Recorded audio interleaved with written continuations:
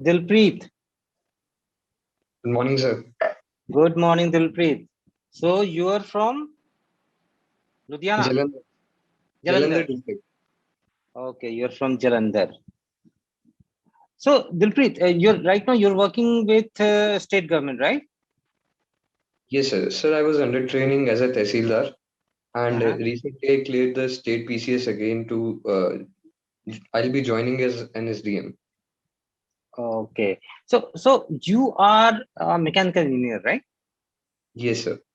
So why from mechanical engineering to civil administration? Sir, even before joining the mechanical engineering, I had in my mind to prepare for civil services side by side. Sir, apart from that, mechanical engineering, it had instilled in me some skills like being innovative, being fidgety, being creative into what you are doing. And apart from that, sir, some of the projects in mechanical engineering, they might help me into my administration as well. So I joined the civil services from mechanical engineering to keep mechanical engineering as a backup and to use the skills in engineering as an administrator. No, just couple of days back, this farmers had created a steer in Jalandhar, right? You must have Yes, heard about it. yes, sir. They were asking for some price hike. Don't you think that farmers are basically arm twisting unnecessarily to the government?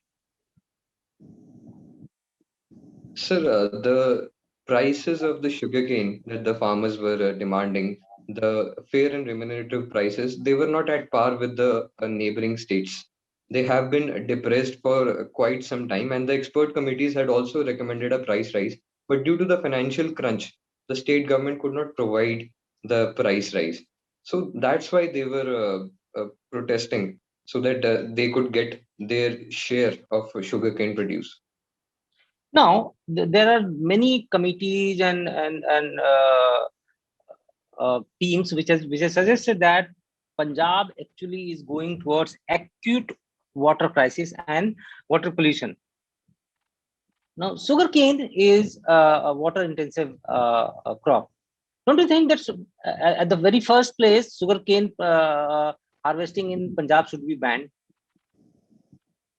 Sir, as you rightly pointed out, 55 centimeter per year is the quantum of water which is declining in Punjab, the groundwater, and it's a cause of serious concern.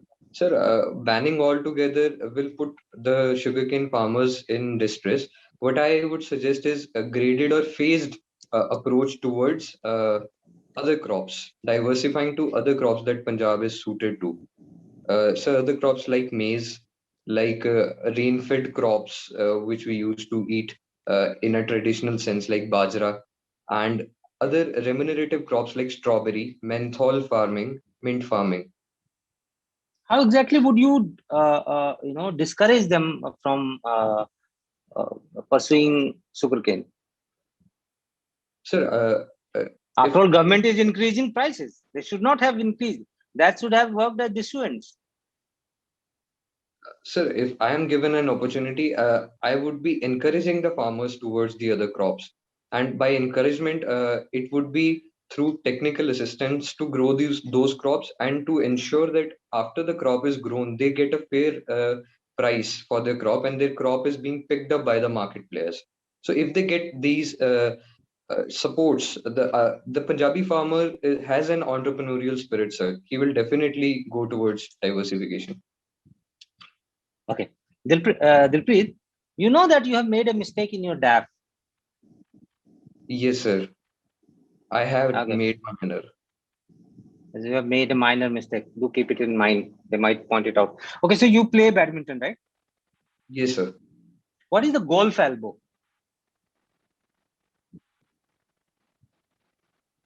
Sir, I'll not be aware of the term. Okay. Uh, After the exit of Americans from Afghanistan, one term has come into discussion. That is called the exit visa. What is exit visa? Sir, it's a temporary visa which is issued to the residents for a specific amount of time. For example, we have issued the exit visas for 6 months so that they could exit and then they could return back. Okay. Recently, there was this attack on Afghanistan, Kabul airport, and the agency was ISKP. What is ISKP? Sir, it stands for Islamic State of Khorasan province. Who are they? It's an offshoot of ISIS, the Islamic State of Iraq and Syria.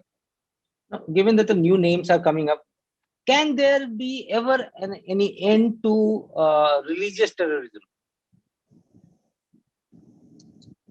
Sir, I believe there is always hope at the end of the tunnel. Having said that, sir, for ending religious-based terrorism, not only do we require counter-terror and intelligence mechanisms, but we have to develop sagacious religious leaders from the inside as well, who would preach peace and the real aspects of the religion, which do not foresee violence against their own kind as a means towards religious propaganda. Have you heard of the report by SBI on COVID-19? Sir, I have not read the report. It says that there would be third wave in September, and that would peak in October. Do you think they're right in their prediction? Sir, although I'm not in a position to predict analytically, but sir, seeing the rising R naught, the reproductive rate of COVID, and the rising cases in Kerala, and given the past historical precedents that the wave it's starting from there only, we are getting adequate signs, and we must prepare accordingly so that this can be averted. Okay, what is Malabar 21? Sir, Malabar 21 is the exercise, Malabar naval exercise between the Quad navies to increase the interoperability. What do you mean by interoperability? Sir, interoperability is the conditioning of the navy so that in any eventuality, be it disaster management or be it security, they could work synergistically as a force together, the navies of all the countries. They should India not. has invested. Okay, India has invested so much in Afghanistan. Now Taliban is there. What happened to that investment?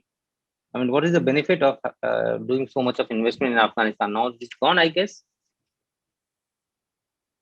Sir, we had invested around $3 billion in Afghanistan, and it's we have vital financial stakes there as well. What we need to do is careful diplomacy at this stage and negotiation with all the stakeholders, utilizing our place in UNSC as a non-permanent member, as well as the head of sanctions committee against Afghanistan. So we need to leverage these positions to diplomatically engage Afghanistan into protecting and even providing further economic assistance, provided the Taliban and or the government which will be formed in the future, it cooperates on certain human rights issues. Okay, Dilpreet, thank you. That's all from my side. Thank you, sir. Ankit. So Dilpreet, can you tell me the meaning of your name? Sir, it means one who pleases the heart. One who pleases. What pleases your heart? What is happiness for you? Sir, I find happiness in the small things in life. I find happiness in helping others. Like in gardening, I find happiness. While I'm performing my dance, I find happiness. It's the small things that matter to me and make me happy. Is there any difference between Gidda and Bhangra? Well, Gidda is a female dance. It's performed by the females, and Bhangra is more or less performed by both males and females. There's a gender distinction in both. Any specific reason why, or is there any difference in the dance style also? Sir, there are different steps in Gidda, And in Bhangra, there are a wide array of steps. So the origin of both the dances is such that Bhangra was made for the male members and Gidda was made for the female members. But due to the flexibility and evolution over time, females also started performing Bhangra. And it's a gender neutral dance now. And you have also mentioned Malwai Gidda. So any difference in the regions of Punjab and Gidda and the style of dancing? Sir, Malwai Gidda, it's practiced in the southernmost Malwa part. It's called as Babiana Gidda with slow steps, originally performed by the old aged. They used to sing and dance at the same time. And now it's performed by the youngsters as well. And it's a very enthusiastic yet slow dance. Okay, okay. You also have a hobby of calligraphy. Yes, sir. So can you tell me, is there Eastern traditions, Eastern countries also have a calligraphic style, and Western nations also have a calligraphic style? Are you aware of this? Sir, I have watched some of the Eastern manuscripts in calligraphy. Western styles, I am not aware of exact styles, but I do try to copy sometimes. What is exactly calligraphy? Can you tell me something about calligraphy? Sir, calligraphy is the art of beautiful lettering, and that lettering may or may not carry any meaning. It should express your emotions, integrity in your thought, and harmony of your mind. And sir, calligraphy as a hobby, it works as a great stress buster. You could depict your mood by scribbling down different styles, and they express an emotion, sir. So, okay. So you practice in English. Which language do you write? Sir, I practice in English. English. Any kind of special pens that we use for calligraphy? Any special ink or pen? Sir, although there are wide arrays of pens, we could use brushes as well. But I use a simple pen because in my past time I just scribble down things to make it a stress buster. Okay, okay, okay. Uh, Tell me something about Jalandhar district and how did it fight COVID-19 right from the beginning?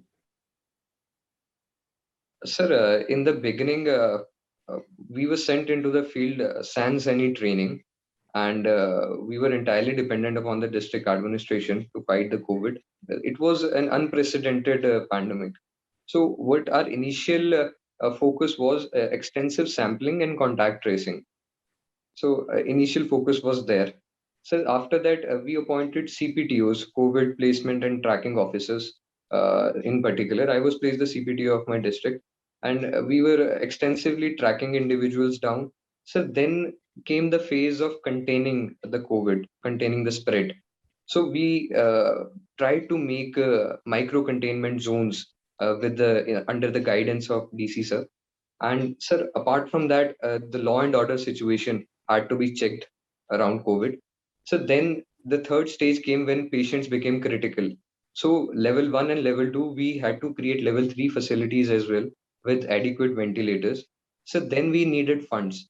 Fourth stage was when we faced with fund shortages. So the CSR route towards COVID was opened in the district, and many organizations came forward.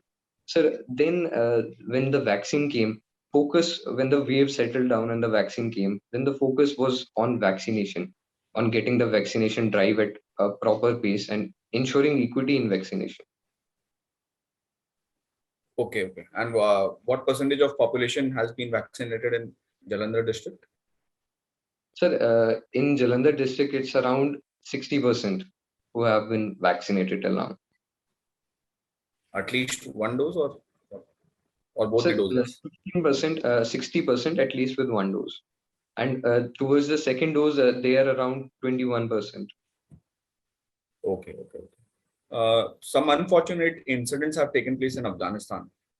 Can you tell me the security implications for India? So, first of all, there is a clear-cut border security concerns with India because Afghanistan can be used as a proxy base to spread terror in India.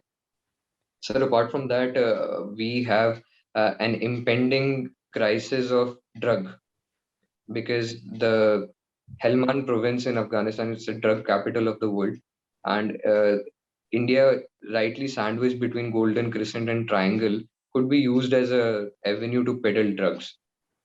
Sir, apart from that, with the increasing growth of Taliban, our borders are also threatened by a three-front war. If the Afghanistan, Pakistan, and China axis it realizes, then not only our dreams to connect to the Asia through Afghanistan they get shattered, but we can face a three-front war too. Okay. Okay. Is the Kartarpur corridor still operational? Yes, sir. Kartarpur corridor has been opened between India and Pakistan. So, can you tell me whether Kartarpur corridor poses any security threat for India? Sir, there were initial reports that the corridor could be used by Khalistani insurgents as a means of communication and travel.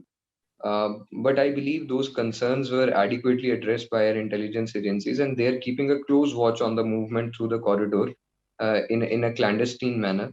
And those security implications are addressed, and thereby it was given a green signal by the government.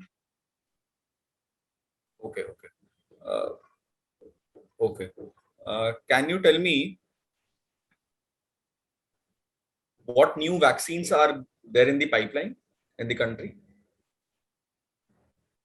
Sir, I know one vaccine which is a Zydus company's COVID vaccine, which will be used to inoculate the children below 18 population. Zydus Cadilla's vaccine. Okay. Okay. Can you tell me what are the major political issues which are there, and what are the election issues which are there in the Punjab elections, which is going to take place? So first of all, there is this hot issue of the farm laws. Around that, the election is playing to a large extent. So then there is this sacrilege incident on which politicization is being done. So the third political issue, it's the electricity issue, the rising electricity costs and how to decrease them. So that is the third issue. Around these three main issues, elections are fought. There are other peripheral issues as well, sir. Okay. You have also worked as a Tehsildar for quite some time? Yes, sir. I was under training as a Tehsildar. Okay. There is always an issue of maintenance of the land records. Is there any scheme or program which offers to digitize the land records? Sir, under the Digital India program, there is a Digital India Land Record Management Scheme. Sir, at the same time, in the state level, some states have carried forward very innovative schemes like using big data into land record management and using the cryptography for the same. So Andhra Pradesh has taken the lead in this, and computerizing the data using cryptography and big data will be the next step into land record maintenance. Is anything Punjab is doing? When you worked over there, was all the land management and the record management was on paper? Sir, we are pushing towards digitization. The 5 years land records, most of them have been digitized, and there are a few left which are on the process of digitization. And from registering a land into another person's name to changing minor errors, all is being done via e-office now. You have done your graduation in which subject? Sir, I'm a graduate in mechanical engineering. Mechanical engineering. Okay. So you must have studied automobiles also? Yes, sir, I have. There are various levels of autonomous drivings. Are you aware of that? Autonomous driving, semi-autonomous driving, fully autonomous driving. Sir, I'm aware of 4 levels of autonomous driving. Yeah. Can you tell me something about it? Sir, basically, as the name suggests, it suggests the autonomy a driver could have while driving a car. For example, at the lowest level, the intelligence of car will be very less, and at the level 4 autonomy, you could drive, you could just sit, and the car would do all the driving by itself, be it braking or taking the turns or slowing down when it senses an obstacle far away. So it's the level of autonomy on which this gradation is being done. So can level 4 be realistically implemented in India? Sir, talking on practical grounds, first of all, we need road maintenance as well as track maintenance. They should be first. Road safety should be first, and after that, we could think of bringing level 4 autonomy, sir. Okay. Thank you. Thank you so much. Over to you, Gautam, sir. Thank you, sir. Dilpreet, Good morning, sir. good morning. Dilpreet, your optional is sociology. Yes, sir. Okay, good. Dilpreet, can you tell me something that right now in Afghanistan, uh, there is chaos all around, right? There is a regime change and it has a huge impact on people. So, can you tell me what is the sociological aspect of this frequent regime change in a country? Sir, can I take a moment? Yeah, sure. Sir, the sociologically, regime changes, it it's like the superstructure in Marxian terms, the superstructure changing the entire society. So when the state, the nature of the state changes, it changes the laws and it changes the social framework of the society. For example, Taliban essentially in 1990s, it curbed many of the freedoms it gave to its citizens. The Sharia law was restraining the citizens' capacity. The women's rights, they were also suppressed. Sir, but when the Karzai and the Ghani government came, that regime change, it worked positively towards many sections of the society, and again the regime change is has put the society in turmoils. Okay, okay. You have you worked sometime as a tehsildar? Sir, I was given a junior charge as a Naib Tahsildar for 6 months. Okay, good. So, Dilpreet, you are from Punjab. Can you tell me, has there been any improvement in the problem of drug trafficking in Punjab? Certainly, sir, there has been improvement in the drug problem. The number of cases in NDPS Act from Punjab, they have declined, and sir, it is owing to the three-pronged strategy of supply side reduction, demand side reduction, and harm reduction by the government of Punjab.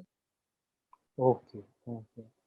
Dilpreet, recently we have seen that there were a lot of controversy regarding some statements given by people from a political party, and the CM of Punjab had also criticized those statements.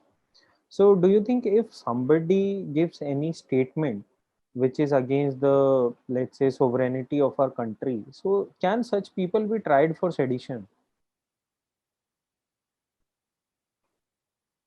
Sir, sedition under Article 124(8) speaks of preaching disaffection against the government.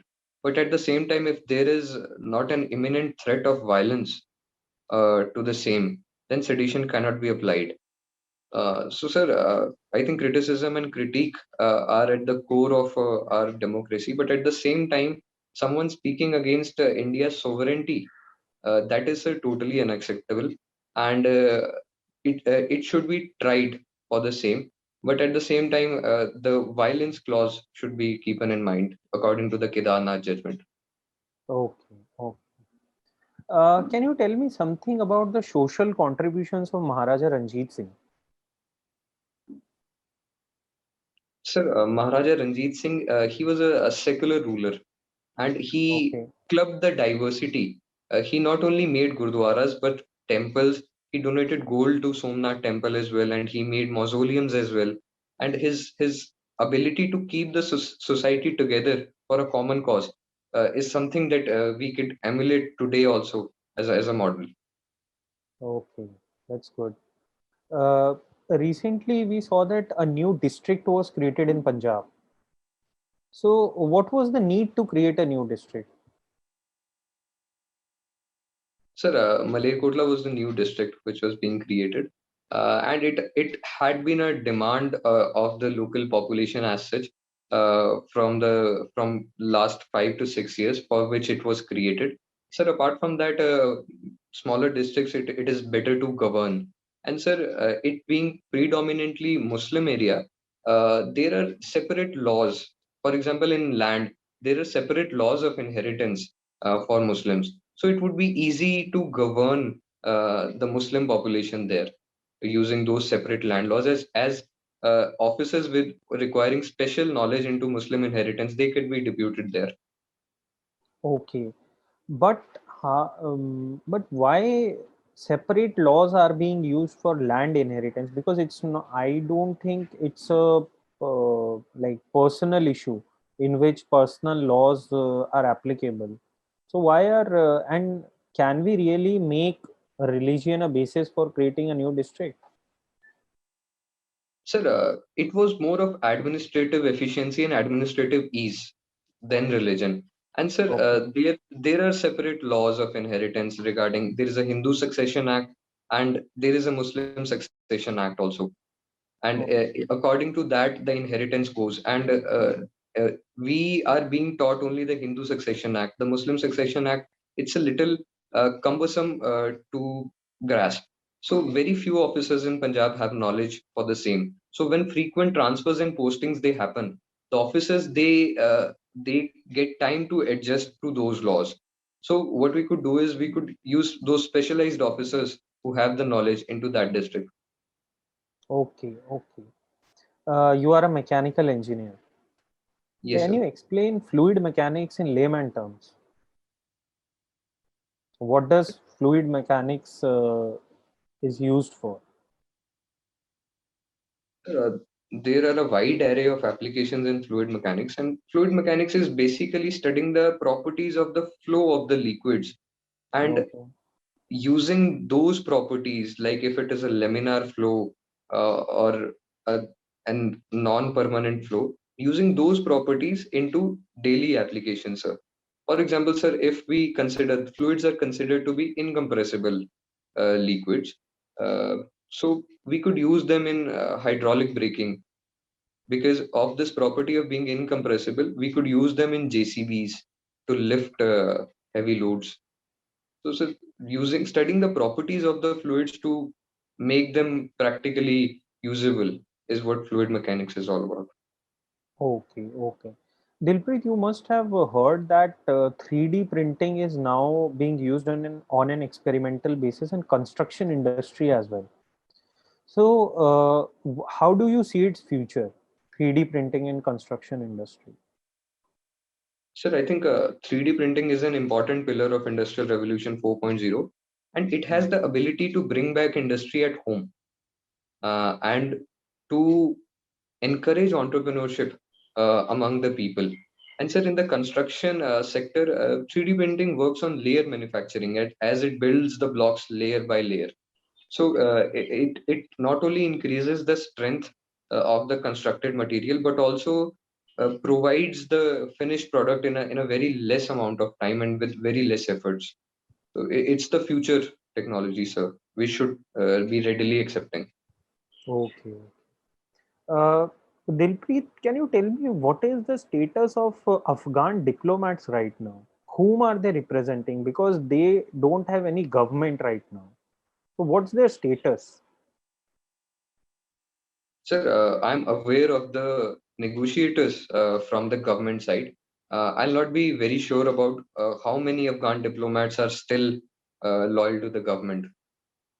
Okay, okay. So, if we say that they are not exactly loyal to the regime which is present, so can they still be assumed to represent their country or not? Sir, I think a diplomat, he represents the legitimate government. Hmm. And right now, there is no legitimate government. There is a government in exile, Hmm. and those officers who are representing that government in exile can be called as diplomats of Afghanistan. Okay, okay.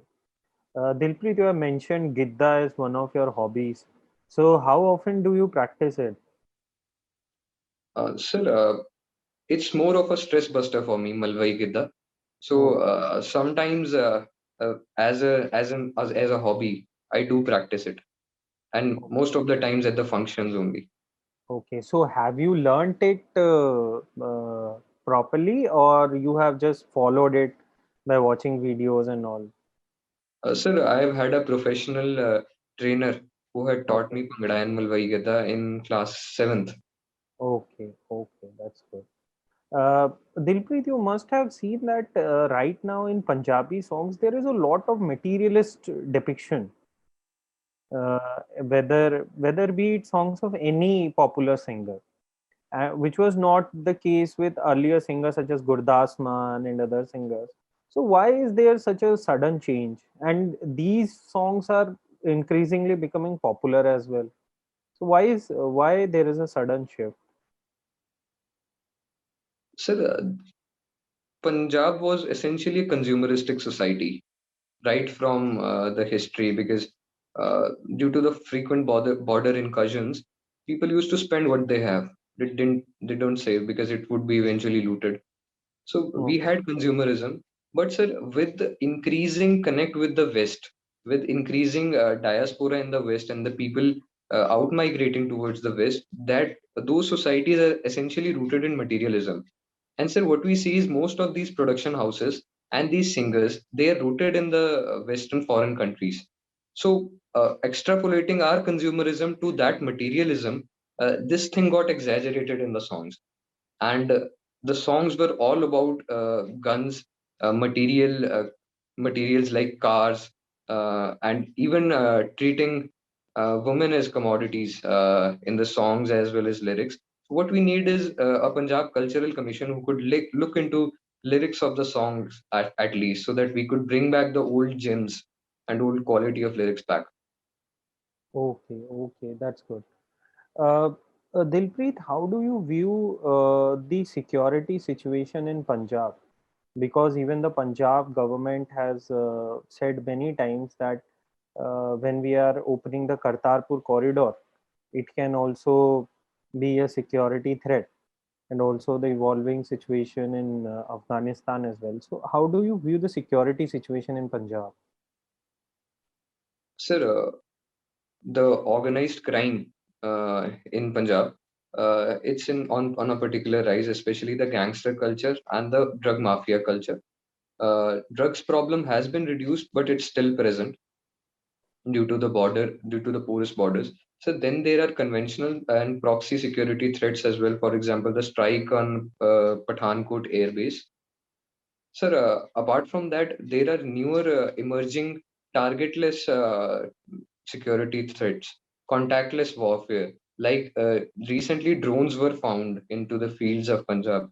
So there are emergent and there are traditional security threats which are present in Punjab due to it being in a close proximity to a nation which we are not at very good terms with. Okay, okay. One last question, Dilpreet. I have observed that the APMC tax in Punjab is one of the highest in the country. I think it's 14 or 15%, whereas in other states it is at max 4%, 5%, not more than that. So, why Punjab has this very high APMC tax? Sir, the government it envisages to use this APMC tax into building the rural infrastructure.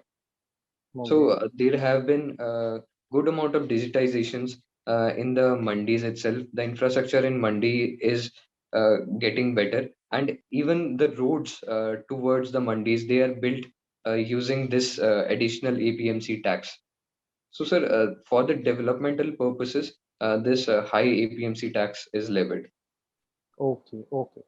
Uh, Dilpreet, considering the recent farm laws, there has been a lot of discussion regarding contract farming, whereas the concept is not new. It was there earlier as well. The previous Punjab government had also entered into MOUs with some corporate houses. So, do you think contract farming is needed for Punjab much more right now, because the agricultural incomes are stagnating and there is very less crop diversity? So, what's your view on that? Sir, I think contract farming is the way of the future, and contract come cooperative farming could be used as a hybrid model to phase out to an eventual contract farming only model. So, sir, Okay. what we need is a transition phase. And sir, there was a vociferous protest against the present contract farming laws due to the dearth of grievance redressal mechanisms as claimed by the farmers. So, what we need is to allay their fears into grievance redressal mechanisms, and they would readily accept those contract farming laws. Okay. Thank you, Dilpreet. Thank you, sir. So Dilpreet, so it's a feedback time. Thank you, sir. See, Dilpreet, the good part with you is that you are quite calm and composed, and that gives a very good positive vibe. The way you answer is also good. Now you need to keep couple of things in mind. Just couple of things. Since you are from Punjab and you're working in state PCS, you need to have a deeper understanding of the problems in Punjab or the issues in Punjab. See, all of us, I ask questions related to farms, farm laws, farmers. Gautam asked questions related to farm laws. See, I went went ahead in a blunt way saying that farmers are armed to sting. See, if you look at the reality, actually it actually is armed to sting, but definitely you cannot say that it's armed to sting. And what exactly farmers are up to? What exactly are they doing? I further went ahead and said that there should not be sugarcane farming in Punjab, which actually is a fact. Punjab ideally should not be going ahead with sugarcane farming, but still they are doing it. Why are they doing, and what is the positive out of it? See, you need to look at the positives. If you try to compare Punjabi farmers vis-a-vis farmers at other places in India, so if you compare Bihar, UP with Punjab, then the difference between the farmers of Bihar, UP, or MP, or Rajasthan, and Punjab is that Punjabi farmers are basically entrepreneurs. Their spirit is of entrepreneurship, right? While that of Bihar, probably Bihar, UP, is of subsistence. They are doing farming because that's the only way of their livelihood. That's the only way they can survive. If you go to MP, they are basically a farmer. They are basically farmers. That's the only thing that they know. They are doing it. The best part of being entrepreneur in the form of farmers is that you can nurture them into different areas, right? The way you talked about strawberries. So when I ask you questions related to arm twisting, you need to go a little deeper and try to understand their psyche, the problem in their psyche. What exactly are they? Why exactly are they protesting against farm laws? Or they sat on Jalandhar Fagwada Road against sugarcane. Sugarcane price hike. Why did they do it? Because probably they feel that administration or system is not supporting them. By very nature, they are progressive, but probably they are not getting enough support. They are probably jittery. So which kind of jitters are there? That you need to figure out. And that should be included in your answer. When you answer questions related to Punjab. How exactly these Punjabi farmers, who basically are entrepreneurs, can be utilized in a better way for the development. Their protest is not negative protest. Try to understand. Protest can be negative and positive. Prima facie, this protest against farm laws, which is done only by farmers of Punjab and Haryana, not by other from other places, is because of that. That probably is not a negative protest. That's a positive protest because they are jittery about the way they are going ahead, and there's no support. There's no clarity from government side. So if government can make things clear to them, they probably would go back and start following that pursuit. You talked about strawberry, but how? How is the key point? Government should give technology. No, just technology would not help. See, they were handhold when first Green Revolution was implemented in Punjab, right? So the whole agency, government agency, went to Punjab. They talked to farmer. They gave them seeds. They gave them fertilizers. They trained them. That's called the hand holding. So you need to keep that thing in mind, that Punjabi farmers are just not farmers. They are entrepreneurs in the guise of farmers. So they are boon to our society, our country. So that part you need to prepare and prepare well. Rest everything is kind of fine with me. Okay.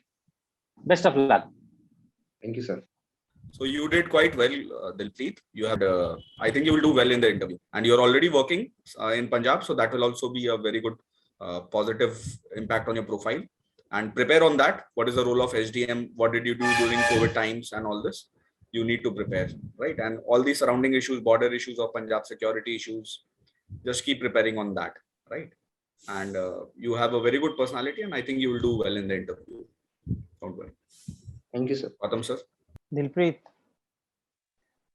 I think you are quite calm and confident. You should keep it up. When is your interview? Sir, it's on the 1st of September. 1st of September. So, I mean, how many days? It's two more days, right?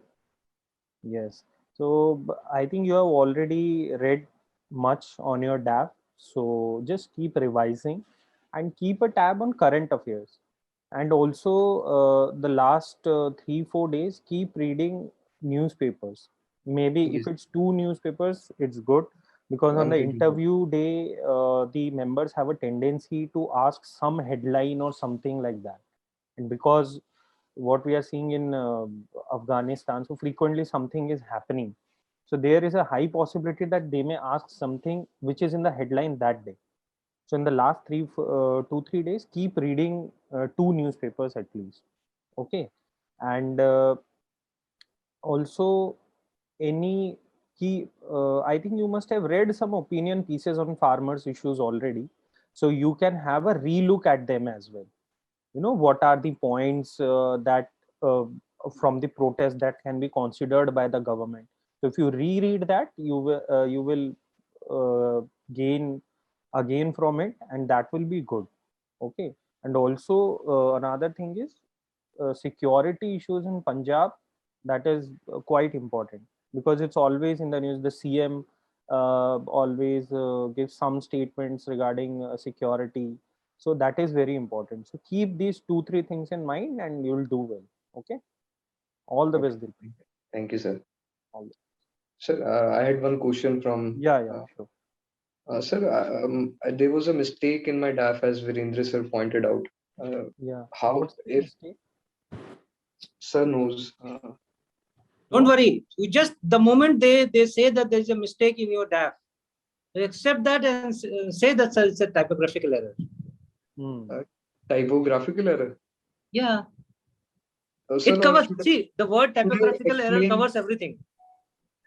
Okay, or should I explain myself that I thought it was service of tenure, my whole service.